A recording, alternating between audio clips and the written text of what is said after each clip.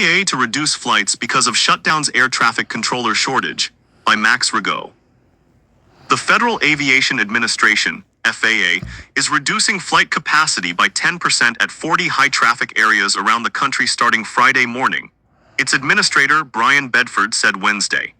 Bedford, during a press conference alongside Transportation Secretary Sean Duffy, called the move appropriate to continue to take the pressure off of air traffic controllers, who are set to miss their second consecutive paycheck on Tuesday amid the record-long government shutdown. Controller absences have increased as a result, leading to travel disruptions nationwide. The data is telling us we need to do more, and we are going to do more, Bedford said. And I want to reassure the American travelers that it is absolutely safe to fly in the American skies. The Hill has reached out to the FAA to clarify whether flight capacity will be reduced at 40 airports or in 40 regions. The decision comes a day after Duffy warned that the Department of Transportation may have to close certain parts of the country's airspace if the funding lapse persists. Duffy reiterated Wednesday that while he has asked controllers to come to work and not take second jobs, he is not naive to understand that they are trying to figure out how they meet their daily financial obligations. Many of these employees, they are the head of household, he said. They have their spouse at home, they have a child or two or three, and when they lose income, they are confronted with real-world difficulties in how they pay their bills.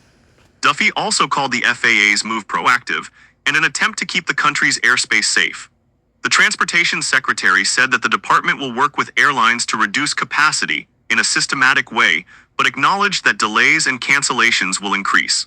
Airlines for America, which represents a host of U.S. commercial airlines and cargo carriers, said in a statement it is working with the federal government to understand all details of the new reduction mandate. The group added it will strive to mitigate impacts to passengers and shippers.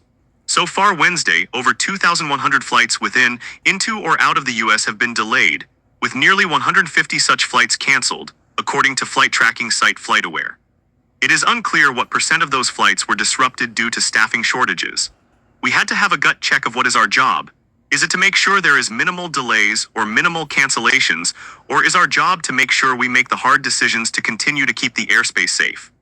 That is our job, is safety, Duffy said. Bedford said that the restrictions will be in place until we see the metrics start to move in the right direction, while Duffy noted the possibility of further capacity limits if the data goes in the wrong direction.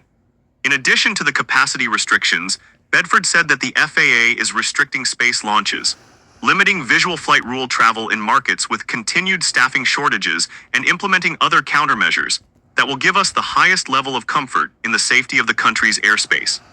We are not going to wait until we see something flashing red to say, oh, we should take action now.